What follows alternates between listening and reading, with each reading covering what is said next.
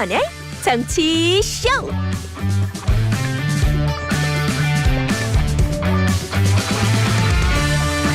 여러분 안녕하세요. 김태현의 정치쇼 김태현입니다. 오늘은 물가 얘기입니다. 상승폭이 심상치 않죠. 10월 미국 소비자 물가가 약 31년 만에 가장 많이 올랐습니다. 지난달 소비자 물가지수는 6.2% 증가했고요. 가장 무섭게 오른 건 기름값이라고 하는데 무려 59% 올랐습니다. 중국 역시 10월 생산자 물가지수가 지난해 같은 달보다 13.5% 상승했는데요. 이 여파는 세계 각국으로 이어질 수밖에 없을 것 같습니다.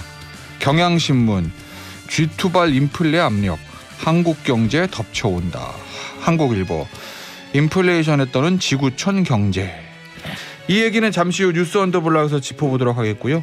11월 12일 금요일 김태현의 정치쇼는 이 곡으로 시작합니다. 오늘 첫 곡은 댐 양키스의 노래 High Enough. 이거 저 되게 좋아하는 노래인데 High Enough. 높을 만큼 높다 뭐 이런 건가요? 제목만 보면 우리 정 PD가 고개를 끄덕입니다. 물가가 높아서 그래도 선곡한 것 같은데 어떻게 될까요 이 물가. 신지영님, 와 오늘 첫 곡 대박.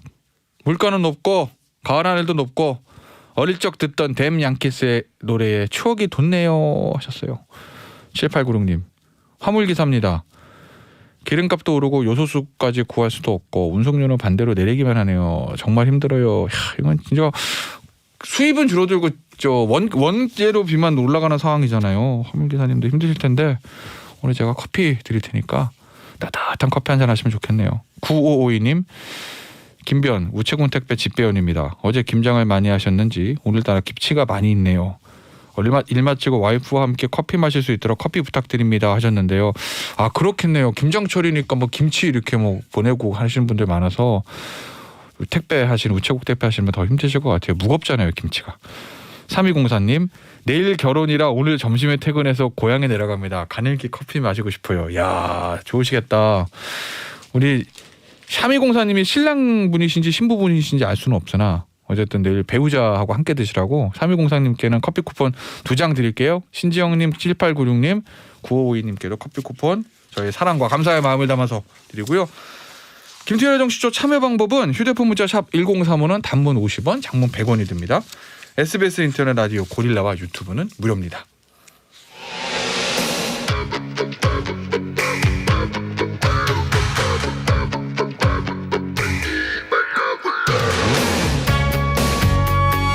지금 가장 중요한 소식들만 간추렸습니다. 뉴스 온 더 블록. 물가 상승이 전 세계를 강타하고 있습니다.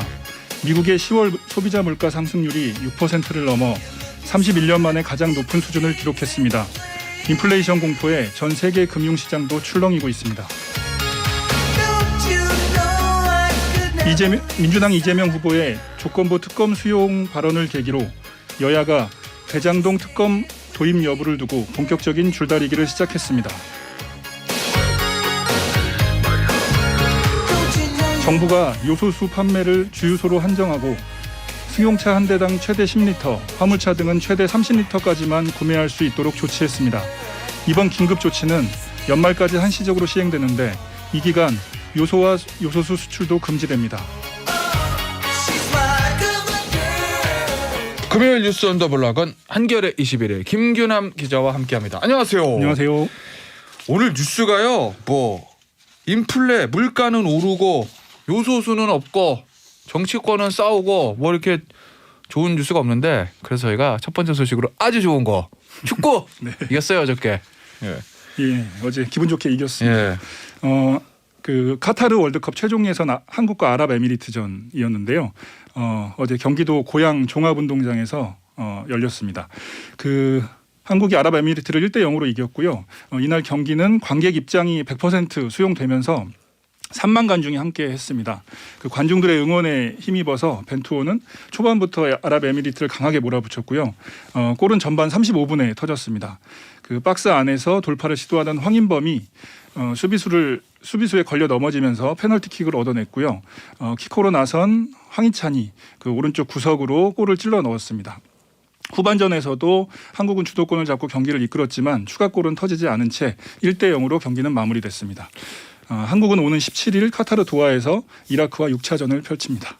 뭐 이기긴 했고 경기 내용도 나쁘지 않았다고 그러는데 어제 저 벤투 감독 인터뷰 보니까 골이 더 터졌어야 됐다고. 네. 왜냐면 골대 3번 맞췄다는 맞습니다. 거죠. 네. 그중에서 손흥민 선수가 2번.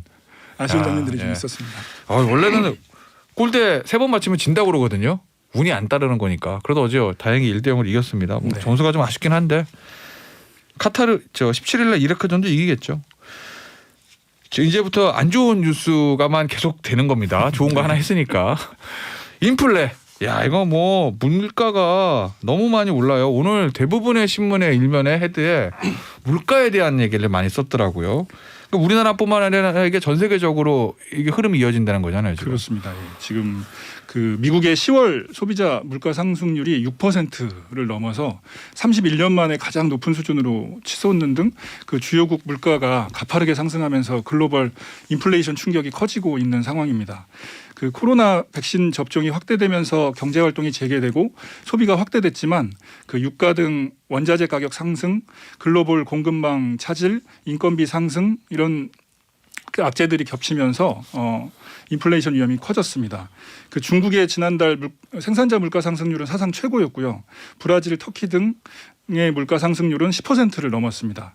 한국도 지난달 물가 상승률이 9년 9개월 만에 3%를 넘었습니다. 조 바이든 미국 대통령은 물가 상승의 주요 요인은 에너지 가격 상승이다. 물가 상승 추세를 뒤집는 것이 지금 나의 최우선 과제다. 이렇게 강조했습니다. 사실 물가 오르고 이러는 게 우리 저 청취자분들 생활에 딱 와닿는 그리고 피부로 와닿는 문제이기 때문에 요 인플레 얘기는요. 월요일 날 저희 뉴스 싹트리 시간에 좀 더 자세하게 짚어보도록 하겠습니다. 국내 정치 얘기 좀 볼게요. 이재명 후보가 그제 조건부 특검 이렇게 대장동에 대해서 조건부로 특검 받을 수도 있다 이런 얘기를 했잖아요. 네. 여야의 줄다리기가 시작된 것 같습니다. 그렇습니다. 그동안 대장동 의혹 특검 요구를 정치 공세라고 선을 그어왔던 민주당이 그 이재명 후보의 조건부 특검 수용 발언이 나온 뒤에 기류가 달라졌습니다. 그 검찰 수사가 미진할 경우라는 단서를 달았지만 협상을 피할 생각은 없다는 겁니다. 다만 특검을 하게 되면 그 수사 대상에 대장동 초기 자금 조달과 관련된 부산저축은행 부실 수사 의혹도 포함시켜야 한다는 건데요. 다시 말해서 이거는 그 윤석열 후보도 수사 대상에 넣어야 한다는 주장입니다. 윤석열 후보 측은 어떤 반응을 보이죠? 그 앞서 대장동 고발 사주 의혹과 동시 특검 주장을 했던 윤석열 후보는 이에 대해서 민주당이 터무니없는 조건을 달아서 물타기한다 이렇게 비판을 했고요. 또 국민의힘은 그 특검 추천 권한을 여당이 갖지 말고 야당이나 제3의 단체에게 넘기라고 이렇게 더 주장을 했고요. 그리고 당장이라도 특검법 협상에 나서자고 압박의 강도를 높였습니다. 그런 한편 그 이준석 대표가 그 지난 9일 MBC 100분 토론에서 그 대장동 특검에 윤석열 검사의 부산저축은행 부실 수사 의혹까지 얹어서 특검하면 어떻겠냐고 그 민주당에 제안한 바가 있거든요. 그 이에 따라서 대선전이 진행되는 와중에 여야 합의로 특검 전국에 돌입할 가능성이 생긴 상황입니다. 이게 뭐 특검을 한다 하더라도 수사 대상, 그다음에 수사 기간, 특검을 누가 하냐, 그다음에 안에 뭐 이 저 중간 수사 상황 브리핑할 수 있는 조항이 들어가느냐 이런 것들 가지고 워낙 부딪힐 게 많아서 네. 지금부터 준비한다고 해도 대선 전에 이게 수사 결과가 나올지는 맞습니다. 개인적으로는 대선 4개월밖에 안 남았는데 그죠? 예, 네, 그런 이제 결과 나오기는 준비하고 네. 출범하고 수사하고 하면은 대선 전에 정말 결과가 나오기는 거의 저는 불가능할 거라고 봅니다. 네, 네. 결과가 어떤 결과가 나오든지 간에. 예. 윤석열 후보가 그제 이제 광주에 갔었잖아요. 네. 어제하고는 목포하고 봉화마을 방문했네요. 그렇습니다. 그 윤 후보는 1박 2일 호남 방문 마지막 일정으로 어제 그 목포 김대중 노벨 평화상 기념관을 찾았습니다. 개사과 사진을 비판하는 목포 지역 시민단체와 그 지지자들 사이에서 국민 통합을 외쳤는데요. 김대중 전 대통령의 국민 통합 정신을 계승해서 자신을 반대하는 이들도 포용하고 국민으로 모시겠다 이렇게 말을 했습니다. 그 윤 후보는 오후에는 동쪽으로 이동해서 고 노무현 전 대통령의 생가가 있는 경남 김해 봉화마을을 처음으로 찾았습니다. 그 다정한 서민의 대통령 보고 싶습니다라고 방명록에 적었고요. 노 전 대통령 묘역도 참배했습니다. 그러면서 부당한 기득권을 타파해 국민 통합에 기여한 노 전 대통령의 정신을 배우겠다 이렇게 말을 했고요. 다만 윤 후보는 권양숙 여사와 만나려고 했지만 권 여사와 일정이 맞지 않아서 만남은 이루어지지 않았습니다. 알겠습니다. 곽상도 의원 그 아들의 50억 퇴직금인지 산재 위로금인지 어쨌든 사직안 때문에 사직안을 냈는데 어제 이제 국회 통과한 거예요? 예, 그 어제 열린 국회 본회의에서 곽상도 의원 사직안이 찬성 194표, 반대 41표, 기권 17표로 가결됐습니다. 아들이 화천대유로부터 50억 원을 받은 사실이 알려지고 의원직 사퇴 의사를 밝힌 지 40일 만입니다. 이로써 검찰 수사도 탄력을 받을 것으로 보이는데요. 곽 전 의원은 대장동 개발 사업 초기에 하나은행과 함께 구성한 화천대유의 컨소시엄이 와야 될 위기에 처하자 하나은행 측에 영향력을 행사했다는 의혹을 받고 있고요. 당시 민정수석이었던 곽 의원이 화천대유에 유리하도록 영향력을 행사했다는 겁니다. 그리고 그 대가로 아들을 통해서 퇴직금 형태로 거액을 수수했다고 보고 있습니다. 그리고 곽 의원은 또 대장동 개발 과정에 걸림돌이 될 수 있는 문화재 발굴 조사 지역을 줄이는데 영향력을 행사한 건 아닌지 의심도 받고 있는데요. 이런 의혹들에 대해서 수사 중인 검찰은 알선수재 혐의로 곽 의원에게 알선수재 혐의를 곽 의원에게 적용해서 조만간 소환하는 방안을 검토하고 있습니다. 알겠습니다. 요소수 얘기 좀 볼까요? 요소수가 지금 품귀 사태잖아요. 예. 그래서 정부에서 요거 사재기 이걸 막기 위한 조치를 좀 시행한다는 거죠. 그렇습니다. 긴급 수정 조정 조치를 제정을 해서 오늘부터 연말까지 시행하고 필요하면 연장한다는 방침인데요. 그동안 온라인이나 대형마트 등에서도 요소수를 살 수 있었지만 앞으로는 사재기를 막기 위해서 요소수를 주유소에서만 팔 수 있게 했습니다. 또 승용차 운전자는 한 번에 최대 10리터까지, 그리고 화물차, 승합차, 그리고 건설기계, 농기계 등은 30리터까지만 살 수 있습니다. 다만 판매업자가 건설 현장이나 대형 운수업체 등 특정 수요자와 직접 공급 계약을 맺어서 판매하는 건 허용됩니다. 또 수급 상황 점검을 위해서 요소와 요소수를 수입, 생산, 판매하는 기업은 수입량, 판매량, 재고량 등을 매일 신고해야 합니다. 이거는 마스크 대란 때 오부제를 시행했던 것처럼 정부가 직접 유통망을 쥐고 관리하겠다는 겁니다. 알겠습니다. 물가 오른다는 얘기 많이 말씀드렸고 요소수 부족하다는 얘기만, 안 좋은 경제 뉴스만 나갔는데 좋은 거 하나. 기름값 조금 내린다는 거예요. 이거 유류세 인하되는 것 때문에. 예, 오늘부터 6개월 동안 20% 인하가 되는데요. 그대로 소비자 가격에 반영된다고 가정을 해보면 휘발유 가격은 1리터에 164원, 경유는 116원, LPG 부탄은 40원씩 싸지는 겁니다. 전국 휘발유 평균 가격이 1리터에 1,800원대니까 최대 1,600원 선까지 내려갈 수 있다는 얘기고요. 전체 20%를 차지하는 정유사 직영주유소와 알뜰주유소는 곧바로 가격 조정을 할 것으로 보이고요. 이제 다른 일반 주유소의 경우에는 1, 2주 가량 시차를 두고 값을 내릴 가능성이 커 보입니다. 유류세 인하 전에 유통된 재고가 남아 있을 수 있기 때문입니다. 하지만 유류세가 내려가도 기름값은 여전히 부담스러운 상황인데요. 어제 서울 휘발유 값은 리터당 1,888원으로 한 달 전보다 110원 올랐고요. 1,400원대였던 1년 전과 비교하면 480원 넘게 올랐습니다. 이렇게 기름값이 올라서 유류세 인하 효과를 체감하기가 쉽지 않은 상황인 건데요. 앞으로도 기름값이 오를 가능성이 크다는 전망이 우세합니다. 그러네요. 유류세 내려봐야 워낙 원자재 값이 올라서 체감이 안 되는 그런 문제도 있겠군요. 네. 예. 앞으로도 기름값은 계속 오를 수 있을 것 같다라는 불길한 전망까지. 예. 다음에는요, 저희가 국제뉴스 하나 보겠습니다. 네. 중국 시진핑 주석의 장기 집권의 기반을 닦았다. 오늘 또 많은 조간신문들이 이렇게 보도하더라고요. 예, 어제 중국에서 6차 공산당 중앙위원회 회의가 마무리됐는데요. 시진핑 주석이 이번 대회를 통해서 세 번째 연임하겠다는 것을 기정사실화하면서 장기 집권의 기반을 닦았다는 평가가 나오고 있습니다. 당 지도부가 역사 결의안을 통과시켰는데요. 이번이 공산당 100년 역사에서 세 번째입니다. 공산당의 역사는 역사 결의를 기준으로 구분할 수 있는데요. 1945년 1차 역사 결의는 마오쩌둥의 1인 지배체제를 확립시켰고요. 1981년 2차 결의는 덩샤오핑의 개혁개방의 시기였고, 그리고 2021년 이번 3차 결의는 시진핑의 포스트 개혁 개방 시기입니다.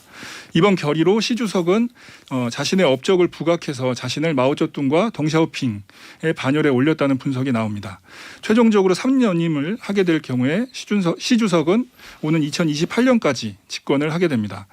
장쩌민 전 주석 이후에 10년마다 지도자를 교체를 했었는데요. 시 주석은 이제 관행을 깨고 장기 집권을 하게 되는 겁니다. 요 얘기도요. 조금 월요일날 뉴스 싹쓸이 시간에 좀 더 심도 있게 짚어보도록 하겠고요. 예고를 드리는 겁니다. 오늘 김규남 기자가 그동안 뉴스 언더블락 금요일 맡아주셔서 그동안 굉장히 고생을 해주셨는데 오늘이 김규남 기자 마지막 시간입니다. 김규남 기자 그동안 수고해 주셔서 너무 감사드리고요. 마지막으로 청취자분들께 인사 한마디 해주시죠. 그래서 김규남 기자 팬이 많았는데. 아 그랬나요? 네. 문자 많이 들어왔었어요. 예, 그 아침에 뉴스브리핑 그 청취자분들께 전해드리게 돼서 저도 굉장히 기쁘고 즐거운 시간이었고요. 또 앞으로 또 좋은 기회에 또 만나뵐 수 있게 되면 좋겠습니다. 네. 감사했습니다. 김규남 기자님 그동안 감사했습니다. 예, 감사합니다. 네. 정말이야 거짓말이 아니야 거기 어디야? 정말이야 거짓말이 아니야 김태현의 정치쇼 금요일 2부 여의도 정치인들의 말을 짚어보는 시간 여의도 정말이야 두 번 모셨습니다. 서울신문의 손지은 기자 나오셨어요. 안녕하세요. 네, 안녕하세요. 또 한 분, 세 분인가? 예. 김수민 시사평론가 피처링 이재명 윤석열 안녕하세요. 네, 반갑습니다. 예. 이제 집중적으로 후보 확정됐기 때문에 피처링 이재명 윤석열으로 집중적으로 하도록 하겠습니다. 한쪽 어깨는 이재명, 한쪽 어깨는 윤석열, 가운데는 김수민 평론가.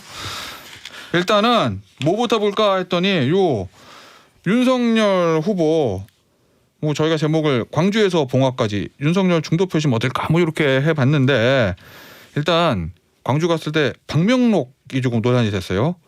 5월 정신을 반드시 세우겠다.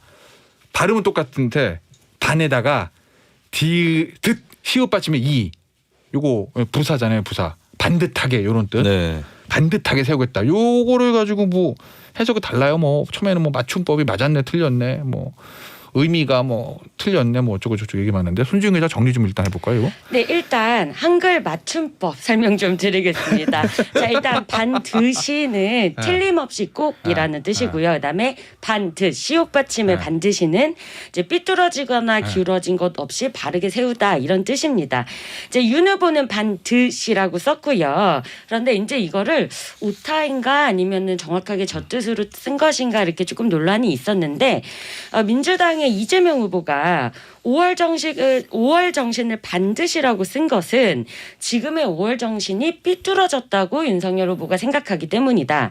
그리고 이것은 5월 정신을 모독한 거다. 이렇게 이제 비판을 한 겁니다. 그래서 이 논란이 계속 불거졌고요. 그런데 이제 어제는 또 지금 이재명 후보의 공동선대위원장인 민주당 홍영표 의원이 이제 4월에 민주당 당대표 선거에 출마했을 때 이 같은 장소 5.18 민주묘지에서 방명록을 썼는데 거기에서도 이제 민주주의를 반드시 지키겠다라고 쓴 이제 방명록이 있어요. 그 반드시는 시옷 받침 반드시요? 예, 맞습니다. 그래서 이제 윤 후보도 이건 실수가 아니다. 똑바로 세우려는 그런 뜻이다. 뭐 이렇게 설명을 했었는데 그리고 이제 조금 전에 이제 더 팩트에서 국립국어원에 문의를 한 기사가 하나가 나왔는데 네, 그리고 이제 국립국어원 아시다시피 트위터에도 저희가 뭐 궁금한 거 물어보면 답을 해주거든요. 근데 이제 문법적으로 틀리지 않다. 그러나 이거는 정치의 영역이기 때문에 공식 입장을 밝힐 수는 없다. 이런 상황입니다. 윤석열 후보가 이렇게 얘기하고 싶을 것 같아요. 국립공원에 물어보십시오. 왜 이렇게 썰렁하죠? 네. 반응이 별로 안 좋은데 오늘은? 네. 국립공원에 입건하라 하십시오. 입건이요? 네. 입건? 이건 좋다. 예. 어떻게 봤어요? 이거 방명록. 근데 이게 뭐 여야 대선 후보들의 숙명일 수도 있을 것 같은데 어디 가서 방명록 쓰는 거 가지고 뭐 그동안 뭐 얘기 많잖아요. 항상 맞춤법이 틀렸네, 맞았네, 의미가 어땠네 이러고. 아니 이번에는 왜 착각을 잃는 사람이 착각을 했는지 모르겠어요. 반드시 만약에 이를 히로 썼으면 오타죠. 네, 그런 실수는 할 수 있는데 이걸 가지고 굳이 뭐 쳐다보고 있으면서 시비 걸려고 준비한 듯한 느낌이 좀 들거든요. 근데 이게 어느 쪽에도 이로울 게 없는 게 역대 방명록 실수들이 계속 돌아가면서 나왔어요. 문재인 대통령, 대한, 미국 뭐 이런 거 쓰기도 하고 세월호 참사 방명록에 날짜 틀리기도 하고 뭐 그랬었거든요. 그리고 뭐 홍준표 의원은 멸사봉공 한자로 멋있게 이렇게 적으셨는데 사자를 죽을 사자로 적으셨어요. 예, 사사로울 사자를 적어야 되는데 근데 그런 실수 할 수도 있는 거고 뭐 반기문 전 총장은 그 노무현 전 대통령 추모 방명록에 사람 사는 세상이라고 적어야 되는데 사람 사는 사회 뭐 근데 그게 그거잖아요, 사실. 사실 그건 네. 그거지. 그래서 자꾸 이런 걸로 구설을 좀 만드는 거는 좋지 않다. 그 결국에 이러다가 이번에도 홍영표 의원이 과거에 그렇죠. 거꾸로 반듯이 지키겠습니다라고 쓴 방명록이 나왔거든요. 근데 이 경우는 지키겠습니다하고 어울리는 건 사실 반드시 쪽이 더 어울리죠. 네, 뭐 지키는데 굳이 이렇게 반듯하게 지킬 필요는 없잖아요. 그렇죠. 맞아요. 네, 그래서 그런 것들 일일이 다 불러내면 되게 곤란하다는 생각이 듭니다. 알겠습니다. 일단 윤석열 후보가 광주 갔다가 목포 갔다가 이제 봉하마을 갔잖아요. 봉하마을에서 이런 말을 했다고 하는데 첫 번째 정말이야. 저희가 들어보겠습니다. 김대중 대통령과 이 노무현 대통령 두 분 다 통합을 강조하셨고 두 분 다에게 이런 정신을 좀 잘 배우도록 이렇게 하겠습니다. 예, 아니 노무현 전 대통령한테는 소탈하고 서민적이라고 하고 나는 그러면 아니라는 얘긴가? 섭섭하네. 나 진짜 지금 우리가 준비한 BGM 나온 건 줄 알았어요. 저도요. 네. 근데 약간 톤이 달라서 딱 보니까 오, 예, 예, 저도 소탈하고 서민적이었습니다. 그렇죠. 근데 이게 얼마 전에 이재명 후보가 박정희 전 대통령 산업화에 큰 성과가 있다. 이게 후보 수락 연설에서 박정희 대통령이 했단 말이에요. 네. 그리고 이 윤석열 후보는 후보로 확정되고 첫 행보가 이제 광주는 뭐 당연히 가는 건데 목포 봉하마을 대구가 아니고 네. 그래서 이제 죄송합니다. 김대중 대통령하고 노무현 대통령이 한 거잖아요. 상대 정파의 대통령들을 불러낸 거예요. 이거 역시 중도 확장을 위한 노림수다. 이재명 후보도 윤석열 후보도 이렇게 봐도 되는 거예요? 네, 중도 확장을 위한 이제 포석은 당연하고요. 그리고 저는 이제 이 각각의 좀 단점을 극복하려는 메시지를 담았다고 보거든요. 각각의 자기의 네. 단점 극복. 그러니까 윤석열 후보 같은 경우에는 어제 이제 나왔던 메시지가 나는 정치적 보복을 하지 않겠다.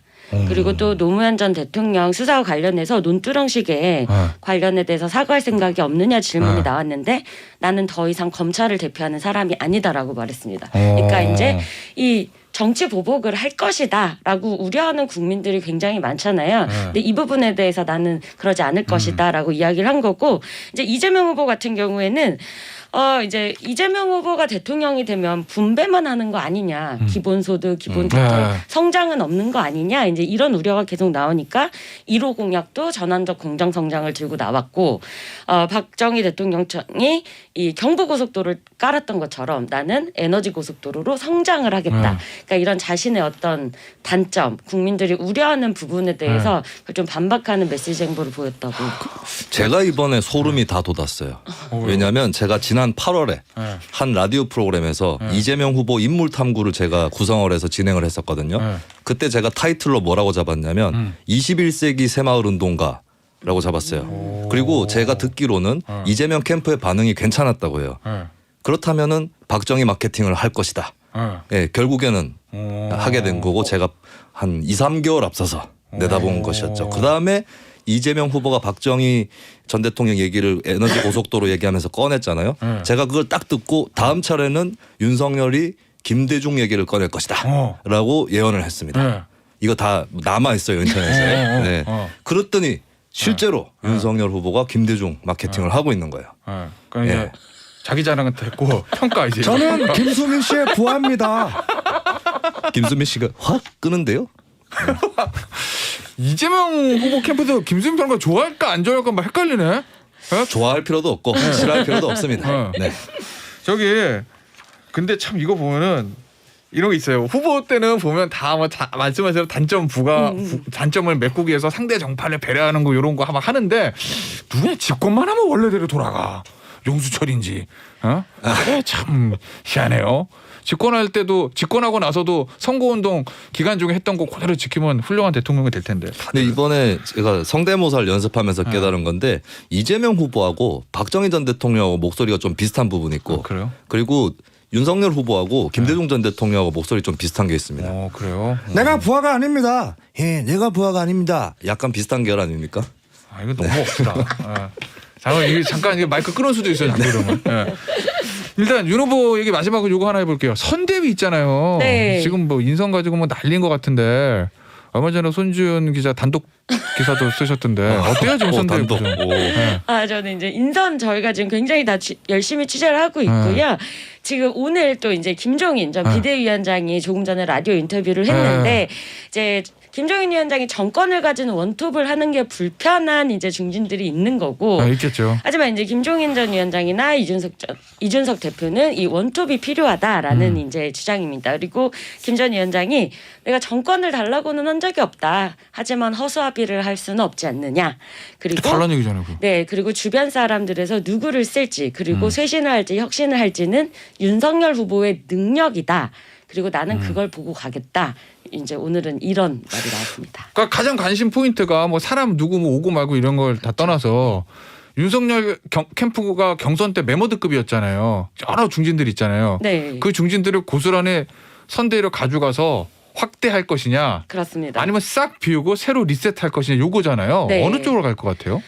일단 확장형과 쇄신형 이걸 두고 이제 계속 의견이 오가고 있는 건데 민주당은 확장형이었고, 그죠? 예. 그런데 이제 민주당이 약간 이 경선 후유증을 달래기 위해서 조금 억지로 메모들을 꾸린 측면이 있어요. 그러니까 13명의 그 다선 의원들이 다 같이 공동위원장을 맡아서 사실 별로 이 역할의 차이가 없는 편이거든요. 그래서 이제 국민의힘 안에서도 이거랑은 조금 다르게 가야 되지 않냐 이런 의견도 나오고 있습니다. 국민의힘은 결정적으로 네. 민주당하고 다른 부분이 민주당 같은 경우는 제가 들어가지 않으면 상태가 굉장히 엄중해질 겁니다. 요게 되는 거고. 맞아. 그러니까 확장을 할 수밖에 없고. 국민의힘은 대놓고 얘기했어요. 홍준표 의원이. 나는 당을 분열시킬 힘도 없고. 라고. 진짜 비슷하다. 그래서 내부를 너무 신경 안 써도 된다. 국민의힘은. 네, 그래서 뭐 쇄신형 이런 얘기가 나올 수 있는 거죠. 김수미 평론가 예상 앞서 이재명 후보 예상은 다 맞췄잖아요. 윤석열 후보 첫 번째 행보까지. 네. 그럼 이번에 맞춰봐요. 쇄신형 될 것 같아요? 확장형 될 것 같아요? 저는 이게 맞추기는 좀 어려운데. 그래요? 예, 근데 이제 윤석열 후보의 역량이 드러나는 리트머스 시험지는 있고 제 기준은 뭐냐면 저는 김종인 전 위원장이 빨리 들어가면 그 캠프는 좀 아닌 캠프라고 봐요. 김대중이네 아까 말씀했어. 김종인이 무슨 컴퓨터 고장 나면 부르는 형이나 아빠도 아니고 심심하면 김종인 부르고 이런 거는 아니라고 봐요. 저는 진짜 실력 있는 캠프는 김종인 전 위원장이 없는데 마치 김종인 전 위원장이 구성한 듯한 캠프. 예, 그거를 윤석열 후보와 이준석 대표 본인들 손으로 해야 되는 거고 진짜 잘 돌아가면 김종인 전 위원장은 선거 앞두고 막판에 결합할 것이다라고 봅니다. 예, 그러니까 김종인한테 매달리는 그 자체로 잘못이다. 그러니까 실수다. 윤석열 후보의 정치력의 리트머스라 하는 그런 예상은 어떻게 해야 그 리트머스 시험지가 좋게 되는 거예요? 김종인이 없는데 김종인이 만든 것 같은 캠프. 쇄신형으로 가야 된다는 말씀이시구나. 그죠. 손지은 기자는 쇄신형으로 가야 돼요? 확장형 가야 돼요? 그런데 이제 또 곤란하시겠구나 지금. 쇄신형으로 가야 됩니다. 그러면 이제 캠프 취재를 갖다 중진들이 뭔 우리 나가란 얘기야 이러니까 안 물어볼게요. 손지은 기자한테. 이제 취재가 곤란하시면 안 되니까. 네, 다음 단독을 기대하겠습니다. 이재명 후보 얘기 좀 해볼까요? 2030 표심 잡기 비책 이거 마련했다는 건데 다음 정말이 한번 들어볼게요. 가상자산에 대한 과세 문제는 두 가지 이슈가 있는데 첫째는 언제부터 할 거냐, 두 번째는 세율의 문제라든지 소득세 부과하는 시점과 맞춰서 한 1년쯤 연기하는 것이 저는 맞다고 생각하고 당에 그런 요청을 지금 드리고 있습니다. 정책적인 이슈를 꺼낸 거잖아요. 사실 가상자산 비트코인 문제가 현 정부 내에서도 계속 어떻게 해야 되나 이랬는데 현 정부의 방침과 좀 다르게 가겠다는 거죠? 네, 지난 9월에 이미 당정이 2022년, 그러니까 내년 1월 1일부터는 이제 지금은 가상자산으로 돈을 벌어도 이제 세금을 매기지 않았거든요. 그런데 이제 250만 원 이상을 벌면 거기에 대해서 이제 한 20% 정도 이제 세금을 매기겠다 이겁니다. 그런데 이제 이거를 당정이 지난 9월에도 내년 1월부터는 과세를 하겠다라고 했는데 이재명 후보가 이거 유예해야 한다. 그리고 이 양도소득세를 내야 하는 범위도 그 기준도 500만 원까지 상향을 해야 된다. 이걸 이제 본인의 공식 이제 공약으로 이야기를 하고 당과 청와대에도 요청을 한 겁니다. 이거를 가지고 이제 평가가 2030 표심을 잡기 위한 정책이다. 그리고 또 하나가 문정부의 차별화에 들어갔다. 이런 평가가 나오던데 그런 거 다 고려한 거겠죠 이재명 후보 입장에서는? 네, 일단 문재인 정부와의 차별화 부분 분명히 있는 것 같고 네. 이 부분은 저는 어느 정도는 보통의 권력 공식에서 청와대에서 양해를 좀 할 것이다라고 봐요. 이 정도는 호호호 필요하면 나를 밟고 가세요. 뭐 이런 얘기를 할 수도 있는 거죠 대통령 입장에서는. 그렇죠. 왜냐하면 정권을 재창출해야 된다는 것이 또 중요한 과제이기 때문에 그런 부분을 좀 소화하는 것 같고 MZ세대 표심 공약은 분명히 맞는 것 같고 그리고 이제 사실 긴급재난지원금 전국민 지급도 MZ세대 공약인 측면이 있습니다. 그래요? 왜냐하면 소상공인한테만 지원하게 되면 거기 2030 세대에 많이 빠지게 되죠. 아무래도 소상공인은 네. 좀 그렇겠구나. 그런 것들도 좀 깔려 있다고 보는데 근데 저는 이재명 후보가 이렇게 정책을 내가 해드릴게 이런 식으로 던지는 거는 좀 효과가 떨어진다고 봐요. 그러니까 어제도 보니까 뭐 언론에 20대 여성 특히 여성인들이 두 후보를 어떻게 느끼고 있느냐 했을 때 윤석열 가부장적이고 이재명 진정성 부족 이런 기사가 났거든요. 그러니까 주로 이재명 후보가 뭘 해드릴게라는 쪽으로 접근을 하는데 그걸로는 좀 힘들다. 왜냐하면 2030의 현재 정치권이라든지 또 민주당이라든지 이쪽에 대한 반발은 꽤 맥락이 있습니다. 어떤 맥락이? 불공정, 내로남불, 무책임으로 흐르는 이 맥락이 있기 때문에 예를 들면은 이 정부 초기에 남북 단일팀 논란 때 그 20대는 많이들 반대를 했죠. 근데 여기에다 대고 뭐 반통일적이다, 뭐 보수적이다 이런 식으로 낙인을 찍었던 것이 당시에 좀 정치권에 특히 민주당 쪽에 기류였었거든요. 이런 부분들부터 다시 좀 살펴나가면서 해 나가야 이제 공약도 힘을 받는다. 이 말씀을 좀 드립니다. 알겠습니다. 손준 기자. 이재명 후보 캠프에서 백브리핑 안 받는다고 그러잖아요. 네. 이거 사실은 기자들 입장에서 백브리핑 안 받는 거는 사실 되게 불편한 건데. 그래서 지금 왜 그런 계속 거예요? 충돌이 일어나고 있는데 그리고 이제 문제가 진짜 지금은 공식적인 입장은 선대위가 꾸려졌으니 이제 공식적인 메시지가 나가도록 하겠다 이 취지인데 이제 언제부터 백브리핑을 하지 않기 시작했느냐.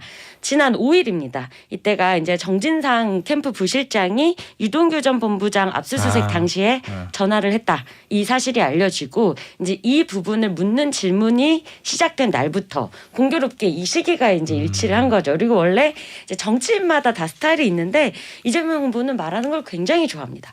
기자들과 소통하는 걸 좋아하는데 이 부분을 두고 지금 매끄럽지 않아서 지금 굉장히 말진들과 캠프 사이에 지금 전선이 형성되고 있습니다. 어느 순간 좀 지나면 다시 백브리핑 하지 않을까요? 안 하고 대선 내내 기간 중에 안 할 수는 없진 않나? 그런데 이제 선대위 쪽에서 얘기한 게 문재인 후보도 하지 않았다. 그래요? 이 사례를 들었기 때문에 이제 계속 하지 않겠다라는 취지로 개최했습니다. 알겠습니다. 저 마지막 정말이야는 저희 우리 김수민 평론가가 준비하셨다고 그런 그렇게 원고에 써 있어요. 네네. 뭘 준비했는지 저도 한번 들어보려고. 일단 비지 깔아드릴게요. 들어보시죠. 정말이야 거짓말이 아냐 실망입니다. 이런 것 갑자기 시키고 이번 대선은 음주운전자와 초보운전자 간 대결입니다. 음주운전 경력자보다 초보운전이 더 위험하다고 생각합니다. 완성형입니다. 네, 완성형이에요. 드디어 이제 안윤상 씨의 벽을 넘을 날이 얼마 안 남았습니다. 이제 안윤상 씨 벽을 넘으려면은 죄송합니다. 제가 전파로 연습을 한 것 같아가지고 집에서 해야 될 건데 사람이 바뀔 때마다 조금 덜 됐습니다. 트랜스포메이션이 돼야 되는데 훌륭하십니다 아주. 저기 이거 이게 안철수 후보 같은 경우 음주운전이 위험하냐 초보운전이 위험하냐 이게 아마 중의적 표현으로 안철수 후보 입장은 음주운전자는 아마 좀 이재명 후보를 지칭하는 것 같고 초보운전자는 윤석열 후보를 지칭하는 것 같은데. 근데 저는 어쩌면 이재명 후보가 지칭한 초보운전 경력자라는 표현은 혹시 안철수 후보가 아닌가. 그래요? 왜냐하면 이제 그 맥락을 보면 깨끗할 수는 있어도라는 표현이 나오거든요. 근데 이재명 후보가 윤석열 후보를 깨끗하다고 생각하지는 않을 거잖아요. 그렇다면 본인한테 그 말을 던진 안철수 후보한테 한 얘기는 아니었을까 이런 생각도 듭니다. 저 김수민 평론가. 정치권에서 음주운전자하고 초보운전자하고 누가 더 위험해요? 되게 어렵고 위험한 질문이다 이거. 정치에서는 제가 술 깬 지 오래됐습니다. 이 목소리 아닌데 죄송합니다. 아니래요. 이재명 후보께 사과드립니다. 누가 더 어느 게 더 위험해요? 초보운전하고 음주운전하고. 근데 이런 식으로 프레이밍이 되면 초보운전이 덜 위험하다고 다들 생각을 하죠. 음주운전은 음주 그 자체로 문제이기 때문에.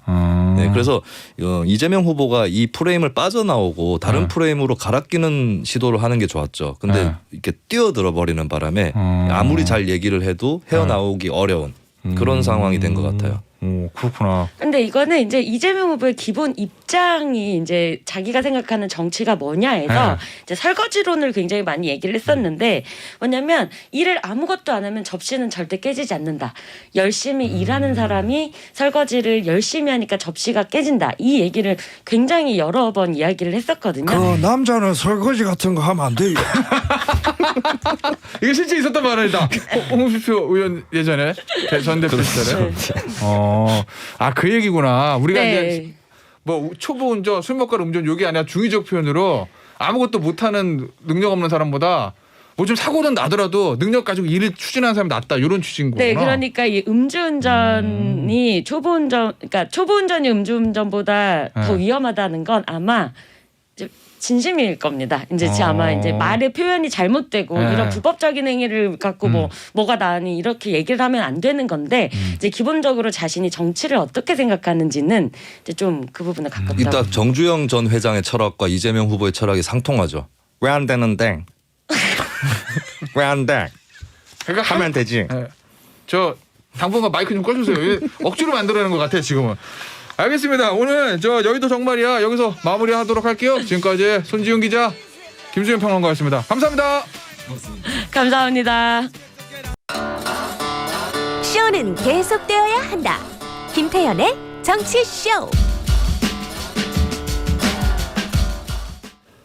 저희 김태현의 정치쇼에 정말 많은 코너가 있는데 이 신산번 시대 시작하기 전에 제일 위험해요.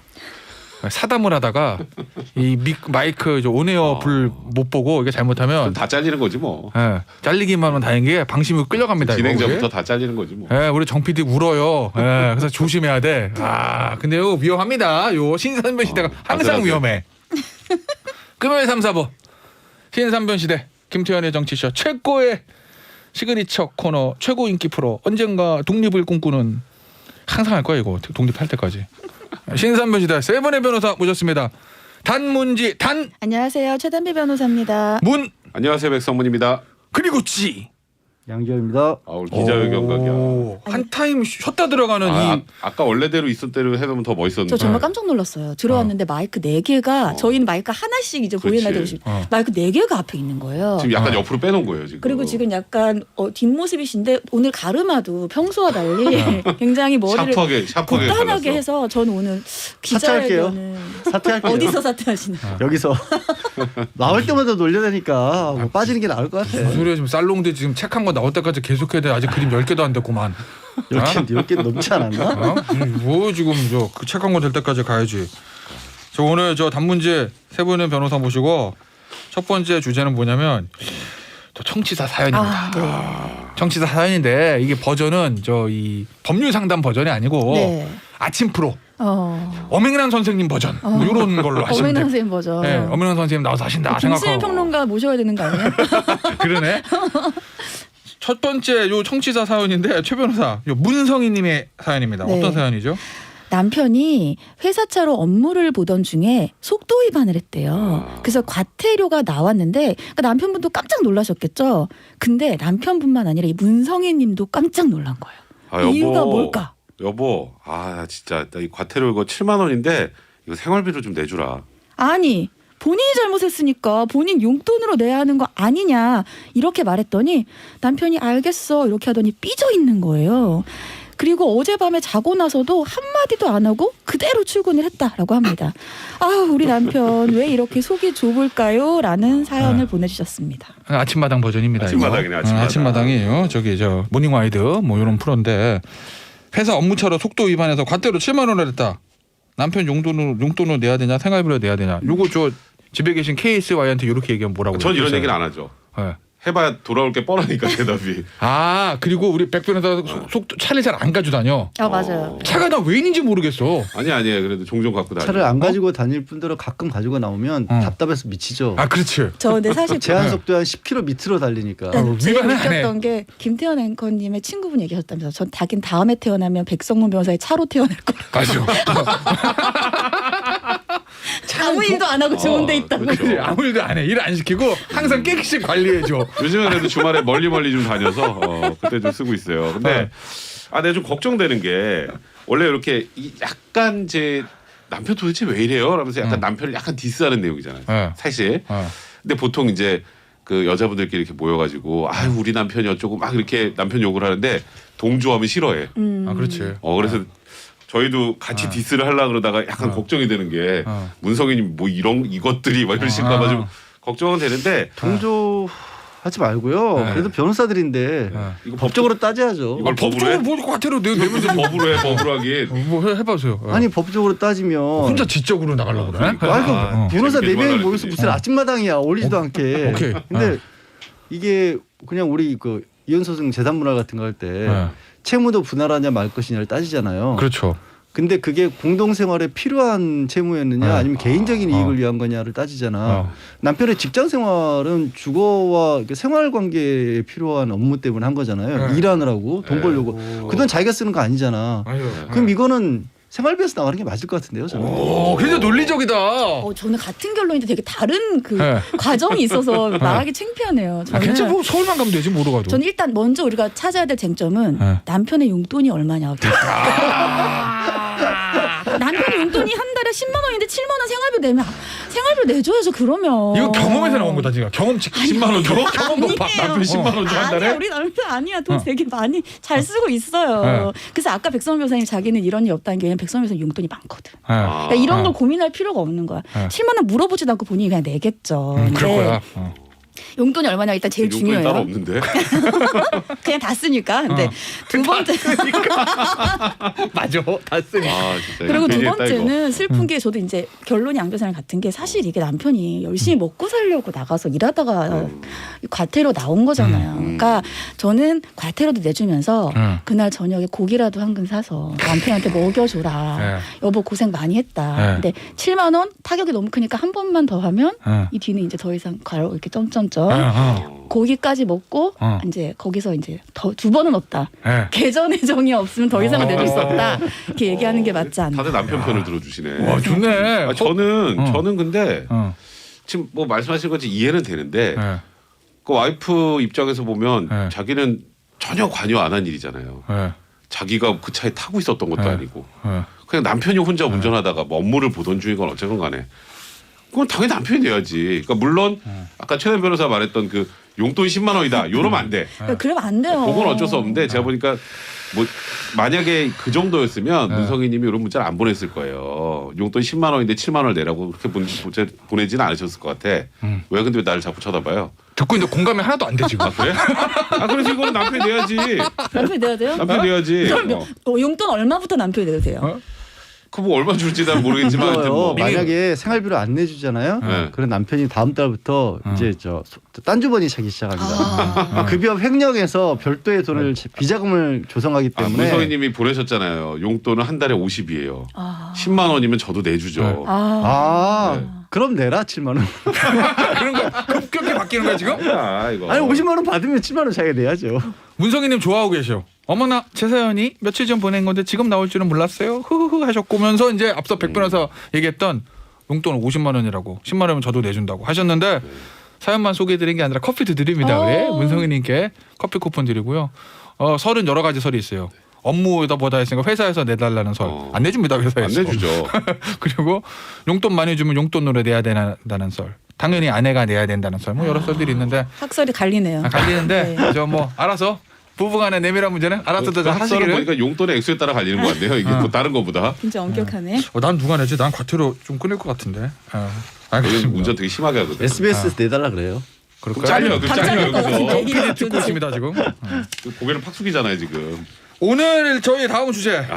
저희가 제 기사에서 보는 순간 이건 신산부인 시대 해야 된다. 메가 이벤트. 가장 중요한 주제. 청취율 올라가는 소리가 막 들리는 주제. 사다리 타고 불륜연장 찍은 남편. 야. 뭐 이렇게 좋아해요? 소개하면서. 이거 재밌잖아요. 아니 사실 아까 아침부터 이게 시작하기 전부터 오늘은 이거다. 오늘 이 아이템이 막 떠오르더라고 막 이렇게. 그러니까 야 이건 좀 세요. 그러니까 이 지금 이 부부가 한 달 가량 별거 상태였고 그리고 이혼 소송이 진행 중입니다. 그러니까 이제 거의 이 둘과는 끝이 난 상황이죠. 근데 문제의 발단은 2020년 8월에 아내가 이제 남편과 사이가 안 좋아지면서 집을 나가니까 이거 나가서 다른 남자 만나는구나. 이렇게 이제 남편이 생각을 한 거예요. 그래서 남편이 미행을 합니다. 미행을 해서 지금 이제 별거에서 살고 있는 아내의 주거지를 찾아냅니다.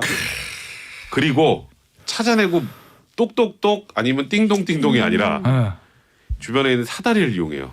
사다리를 타고 아내가 거주하는 이 원룸에 몰래 들어갔고요. 한 몇 층인지 안 나오죠. 네, 몇 층인지 안 나오는데 사다리 뭐 생각해 보면 한 2층, 2층, 3층 정도 되지 않을까. 근데 또 거기에 또 하필 그 올라간 그 상황에서 아내가 속옷만 입고 몸의 일부를 노출한 채 다른 남자와 침대에 누워 있는 정말 빼도 박도 못하는 불륜 현장을 목격을 합니다. 얼마나 알았겠어요 남편이. 그러니까 바로 휴대폰으로 찰칵 촬영을 하고 그럼 당연히 아내 입장에서는 너 뭐 하는 거야 그럴 거 아니에요. 그리고 네가 뭘 잘했다고 하면서 아내하고 같이 있던 남성을 때려가지고 전치 2주의 상해를 입혀서 이 남편이 형사 재판에 넘겨진 사건입니다. 자, 우리 이제 이거 감정이입을 하고 보면 백변. 네. 나는 요새 이 생각이 들었어요. 왜? 문을 좀 잘 닫지 창문을. 아니 창으로 누가 들어올 거라고 생각해. 문 열고 들어오지. 여름에서 그랬나? 사다리 타고 들어오나 이거를? 아니 왜냐면 사다리 타고 창문 열고 들어간 거잖아요 이거. 그렇지. 아 이제 우리가 2020년 8월이네. 내 집 창문까지 단속하고 살아야 돼요 이제. 힘든데? 어쨌든 백 변호사는 이거 만약에 남편이라도 어땠을 것 같아? 나는 사다리는 안 타죠. 무섭잖아. 안 타지. 근데 또 나도 안 타, 사다리. 고소공포증도 있고 일단 사다리는 안 타는데. 저도 무서워서 못 타, 나도. 그렇게 열정적인 성격이 아니에요 백성. 사실 이거는 뭐 사실 남편 입장에서는 정말 뭐 거의 눈이 돌아갈 만한 상황인 건 맞긴 한 것 같은데 그 사다리를 안 타고 가면 일단 여기 들어가지 못하잖아. 그죠? 근데 사실 우리 법적으로만 생각을 해보면 요 안에 다른 남자하고 같이 있고 같이 지내는 것만으로도 뭐 이혼할 때 충분히 그것만으로도 이제 부정행위에 해당할 수도 있는 거니까 일단은 뭐 이건 뭐 모르겠어요. 제가 당해보진 않아서 모르겠는데 당하면 안 되지. 일단 우리 현실적으로 근데 뭐 문을 안 열어주면 열 방법은 없잖아요. 그래서 그냥 그래서 이제 증거확보로 들어간 거죠 나름대로. 네, 그러니까 사다리를 타고. 근데 저는 사다리는 못 할 것 같고. 나도 그럴 것 같아. 그냥 문을 좀 많이 심하게 발로 차던가 뭐 이 정도로 하지 않을까 싶은데. 근데 그게 이 상황이 정상적인 혼인 관계가 지속 중에 이런 일이 벌어진 게 아니잖아요. 두 사람 분명히 이혼 소송 중이었고 누구 잘못인지는 안 나왔지만 이미 아내는 공식적으로 별것까지 시작을 했어요. 그러니까 아내가 잘했다는 건 아니지만 이 상황이라고 한다라면 사실 남편으로서 그렇게 격분한다거나 이렇게 동영상을 촬영한다. 5초가 사진을 계속 찍은 게 아니라 동영상을 촬영한 거예요. 창문으로 넘어 들어간다는 하는 건 저는 남편의 행동을 오히려 이해할 수가 없어요. 이 정도라면 사실 부부관계가 이미 끝났다고 봐야지. 그래서 여기 이제 재판이 뭐 이혼 소송인 거고 그 다음에 붙었잖아요. 그러니까 때린 거. 뭐 이거는 빼도 박도 못한 상해. 뭐 상해인데 이거 쟁점은 요거죠. 이혼 소송 중인 배우자의 불륜 현장을 휴대전화로 촬영하면 이게 범죄냐 아니냐.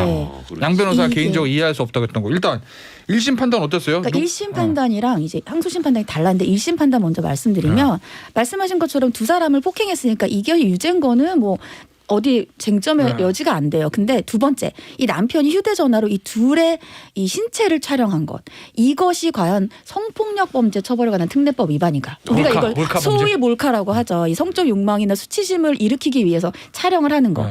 근데 이때 1심은 무죄라고 했어요. 무죄. 그 이유가 뭐냐면 휴대폰으로 촬영한 것은 불륜 장면을 확인하고 그걸 증거로 하려는 목적이고 촬영된 장면도 뭐 그냥 어깨, 얼굴, 팔, 다리, 그러니까 이런 부위를 우리가 성적 욕망을 가진 그러한 부위라고 보기는 어렵다 이렇게 판단을 하면서 결국은 성적 욕망이나 수치심을 유발하려는 목적이 필요한데 그런 게 없다라는 거죠. 그래서 이 부분은 무죄다 이렇게 판단을 했습니다. 그러니까 1심 판사님은 남편이 오죽했으면 이 생각을 한 것 같아. 그러니까 이건 약간 법적인 판단보다는 감정적인 요소가 좀 들어간 것 같고. 문자 좀 소개해 주세요. 문자 많이 들어올 것 같은데. 그러니까 이 사실 근데 이제 저는 아까 이 최 변호사가 1심 얘기할 때 아까 우리가 소개를 하면서 아내가 속옷 차림으로 있었다고 얘기를 했잖아요. 속옷 차림으로 사진을 찍히면 그 자체로 일단 여성 입장에 생각을 해보면 사진이건 동영상이건 그거는 되게 성적 수치를 느낄 수밖에 없는 건데 그래서 제가 이 1심 법원의 판단을 보면서 이 판사는 이 남편에게 과하게 감정이입을 했다.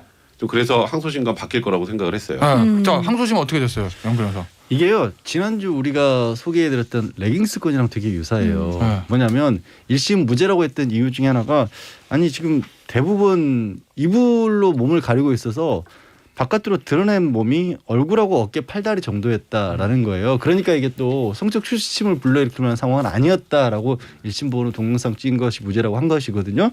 근데 이제 항소심에서는 그게 아니라 이불로 가렸다는 것 자체가 내가 부끄러움을 느끼고 있다라는 거 아니겠습니까? 그렇기 때문에 이거는 성적 수치심을 주는 행위에 해당한다라고 했고 또 이불로 가렸다는 것 자체가 이 상황을 알고 있었다는 거잖아요. 그 사람은. 그러니까 나는 이거 찍히는 걸 원하지 않는다라는 건데 더 나아가서 이 부분도 좀 생각해 보실 필요가 있을 것 같아요. 법적으로는 혼인관계가 유지되고 있다고 할지라도 남편이라는 어떤 지위를 가지고 있더라도 아내의 몸을 함부로 찍는 건 이건 여전히 불법 촬영인 거예요. 그러니까 항소심에서는 유죄다라고 한 거죠. 그러면 자 우리 단문지 세 분의 개인 의견은 백 변호사는 유죄 같아요? 어차피 1심 이제 갈렸으니까 이거 대법원 올라갔을 것 같아 느낌에. 근데 이거 올라갈까요? 아닌가? 올라가도 유죄 나올 것 같아요. 유죄 나올 것 같아요? 네, 그러니까 제 남편의 심정을 이해 못할 바는 아니나. 저기 지금 사실 지금 전 1심 재판부에서는 그런 것까지 고려를 그냥 제 개인적인 생각이지만 남편의 감정적으로 이입했다라고 말씀드렸는데 이게 이혼 소송 중에 이게 만약에 무죄가 나오면 이 동영상 증거로 쓸 수 있잖아요. 그죠? 유죄가 나오면 아무래도 안 되지 않겠어요? 그런 것까지 1심에서 고려를 한 것 같지만 잠깐 그건 민사니까 어쨌든 그래서 치고 그러니까 1심에서 이제 이렇게 무죄 판단한 게 근데 이건 유죄죠. 저기 양 변호사는 네, 유죄설 부죄설. 유죄가 명백하고 아까 말씀드린 것처럼. 근데 이제 다만 이제 추가적으로 이거 들으면서 그럼 어떻게 하란 말이냐 이혼 소송 중인데 이거 증거 잡아야 하는 거 아니냐라고 생각을 하는데 그러면 사실 이 출입을 왔다 다녀간 거 바깥에서 그러니까 이렇게 폭력적인 행위를 한다거나 아니면 뭐 이렇게 정말 그 뭐 불법 촬영을 하지 않더라도 그 남성과 함께 사실상 동거하고 있다든가 이런 것은 외부에서도 촬영할 수 있잖아요. 문을 왔다 갔다 하는 것도 있고 같이 다니는 모습도 있고 대개는 이제 이혼 소송 과정에서 그런 정도로도 요즘에는 부정행위로 인정이 되기 때문에 이렇게 과격한 방법을 절대 쓰시지 말라고 말씀드리고 싶어요. 근데 참 이게 이성적으로 생각하면 그런데 저기 요즘 왠지 부글부글 할 것 같은데? 아니요, 부글부글 안 했어요. 부글부글 안 했고 저는 이제 이 항소심 이 판결이 사실은